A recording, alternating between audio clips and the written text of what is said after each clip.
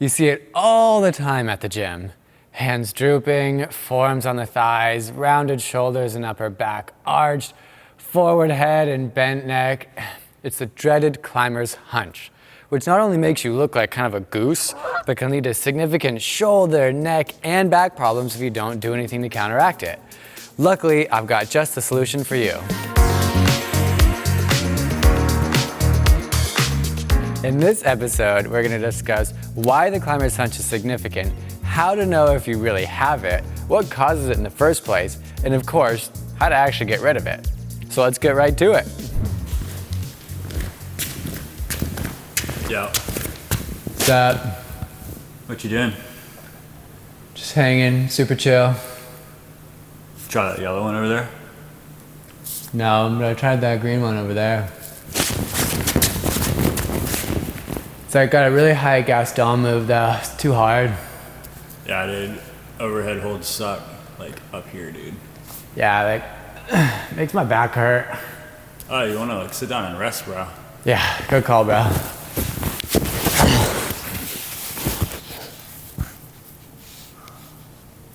Try the green one over there. Nah, I need to rest more. Yeah, for sure, dog.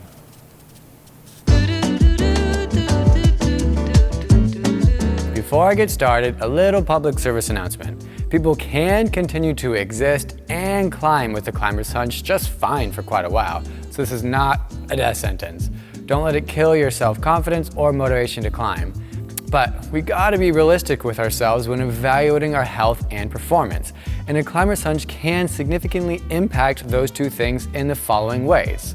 It can create shoulder pain, worse with overhead activities. It can cause neck pain, particularly of the levator scapula or upper trapezius. It can cause costochondritis, or inflammation of the cartilage that connects a rib to the sternum, causing clicking, popping, or even pain in the front of your chest and sternum.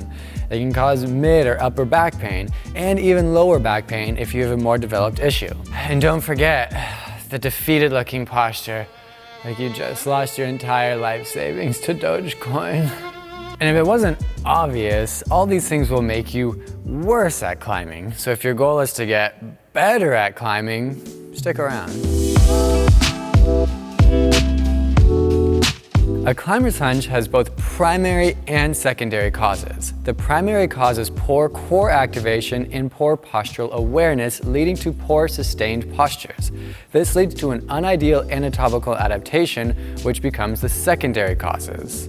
Now that was a lot, so let's break it down. Over time, whether it be from long hours of sitting at school or at work, or just improper education on posture, we begin to forget to use our core for proper posture. Rather, we try and use our mid-backs. This is often accompanied by simple poor postural awareness, aka we don't pay attention to how we sit, or failed attempts at creating good posture by engaging our upper back turns out to be exhausting, so we give up. These failures then lead to us not caring so much about our posture, which decreases awareness and effort even further, and then we sustain these positions for long periods of time, which causes anatomical changes such as tightness in the pec major and minor, and tightness in the upper traps, or increased kyphosis, or like a flexed thoracic spine, and possibly even decreased strength of the middle and lower trapezius. Whew, that was a lot. Now, all of us are prone to the aforementioned problems, but climbers are specifically prone to this because after pulling really hard and coming off a climb, the upper back muscles want to rest and not be engaged. And remember, as we just discussed, poor education and poor core awareness leads to climbers thinking that proper posture comes from the mid-back. But we just pulled hard, so we can't work those muscles anymore. So we give up, we slouch, and we stay that way. This doesn't necessarily cause immediate pain or discomfort, but it causes a number of secondary issues.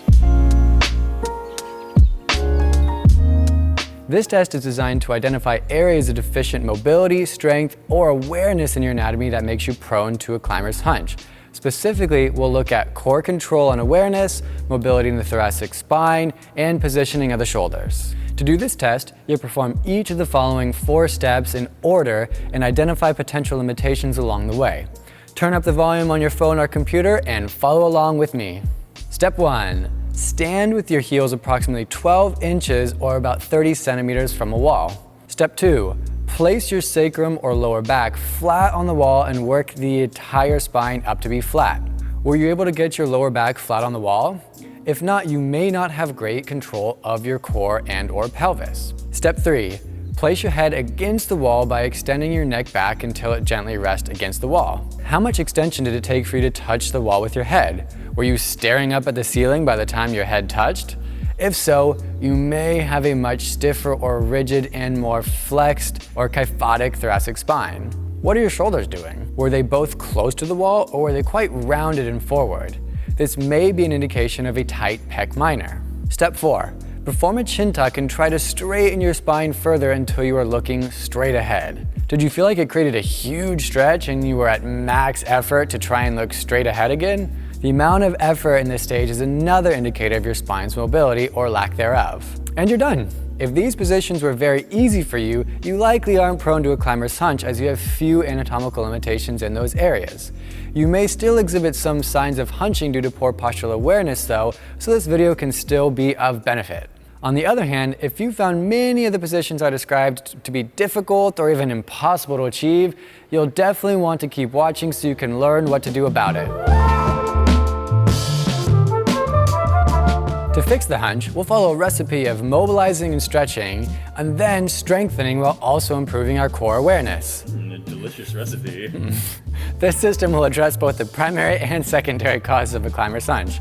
Do this routine at least once a day or multiple times if you're the go-getter type. While this can take weeks if you have a mild issue, months if you have a moderate issue, and months on months if you have a more severe issue, the great thing about this routine is that you should start to notice changes immediately. Now, I recommend starting with foam rolling in order to help mobilize the spine, which will allow us to get deeper into the stretch of the muscles later. Lift your butt off the ground and slowly roll up and down the foam roller. Perform for about 60 seconds, working from the shoulder blades to the lower mid-back or near the bottom of your rib cage. Next, rest your butt back on the ground, take a deep breath in, then exhale as you extend your head and neck over the foam roller.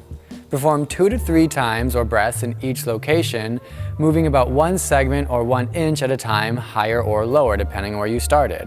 Once you've thoroughly worked through the section, time to move on to the upper thoracic spine. For this, we need a peanut.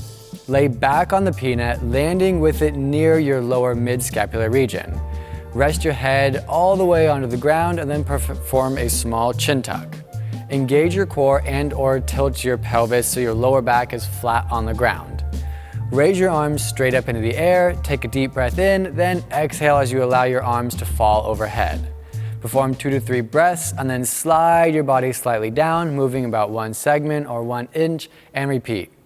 Stop once you've reached the top of the shoulders or the bottom of the neck region. Okay, so we got the spine mobilized, now it's time to stretch. As mentioned before, the pec minor and major can become super tight, which can worsen with posture, so it's time to stretch it out. Start with your hands low on the door frame and your fingertips pointing down and away from you. Keep your elbows slightly bent. Step forward with one leg, don't just lean forward because that way you're just holding yourself up. Once you've finished your gentle stretch with your hands in the 60 degree or the low position, move up to the 90-90 position, and then finally slide your arms all the way up to about 120 degrees. This 3-part pec stretch series should be performed 2 or 3 times in each position, 30 to 45 seconds in each. Now, the neck can also get tight with this, so I have 2 other quick stretches I recommend, a chin tuck and an upper trap or levator stretch. To perform a chin tuck, simply retract your head as if trying to make a double chin. You should not end up looking down at the end of the stretch, rather you should still be looking straight ahead. Hold this for 3 to 5 seconds, and then repeat about 6 to 10 times as needed. For the upper trap levator stretch, start by depressing one of your shoulders by reaching towards the ground. Next, you're going to simply bring your ear towards the opposite shoulder. Hold this position for about 20 to 30 seconds, and then, while keeping the shoulder depressed, bring your nose down towards your opposite armpit. You should now feel the stretch shift slightly more towards the back of the neck. Hold again for 20 to 30 seconds, and then repeat on the other side. Perform 2 to 3 stretches on each side as needed. Finally, we move on to strengthening. Now, there are various muscles that need to be strengthened, and this will change based on the individual. The most important will be to focus on training the deep core and improving awareness of this muscle group. A simple exercise to train the deep core is the Palov press or Palov walkout. Start with a resistance band anchored at about chest or shoulder height. Grab the band with both hands and hold it by your chest, and then move to your side to create more tension in the band. Once you've created tension, tighten your core. Once your core is engaged, slowly extend your arms straight out in front of you. As you extend your arms, you should feel your core tighten more to fight the longer lever arm you're creating by extending your arms. Repeat 10 times and then rotate 180 degrees to work on the other side. If you found that this exercise is pretty easy, a simple progression would be the Palov walkout. Using the same setup, simply extend your arms about 3/4 of the way, keep the tension in your core, and then take one step to the side and return. Perform 2 to 3 sets of 10 repetitions of this exercise as appropriate on both sides. Now, to work on the mid and lower trap, let's review the T and Y exercise. Man, ain't nobody got time for that. You right. We're going straight to face pulls. Face pulls. Face pulls. Athlete X, Jeff Cavalier. Pull the band towards you as you separate your hands and rotate your arms backwards. Hold this position, making sure to really fight for your fists to be back, back, back as far as they comfortably can. And your mid-back should be really engaged by squeezing those shoulder blades together and down. To add in the overhead press, just slide your arms straight ahead, keeping that engagement in the mid-back. Lower the arms back down and return to your starting position. Perform 2 to 3 sets of 10 repetitions using a light enough band that will allow you to sufficiently go through the full range of motion. And now that you're all hyped up on the face pulls and you feel like a mega boss because you are a mega boss, now's the time for a dose of reality. Time to check yourself, but really check yourself. How is your posture? Are you sitting there watching this video with forward head and shoulders and a flexed spine? Honestly, this is part of the problem. You can strengthen and stretch and improve core awareness like a boss, but you have to execute it. Don't stay in these positions forever. Get up, move, do some stretches. Just be aware of your positioning. Again, I'm not the posture police, but I am the statue police. Don't stay there in that same position all day, you statue. And that's it. Train out of that climber's hunch, climb with renewed confidence, send the problem and garnish all the attention with your great sending posture. Repeat.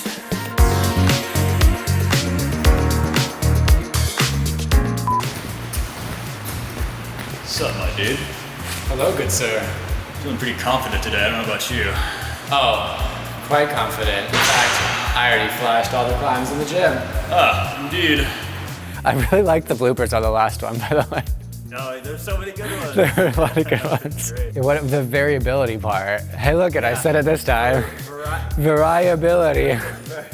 I recommend a 36-inch roller for versatility. Don't let it kill your self-confidence or motivation to climb, but darn it. Don't let it kill your self-confidence or motivation to climb. But place the foam roller on the floor. If you're newer to this, I recommend doing it on a carpet or on carpet. You just grab your carpet and put it down somewhere. Dude, say something cool so they like the videos and subscribe for more awesome content. Like and subscribe for more super sweet vids, y'all. So lame, dude. So lame. I thought it was pretty good.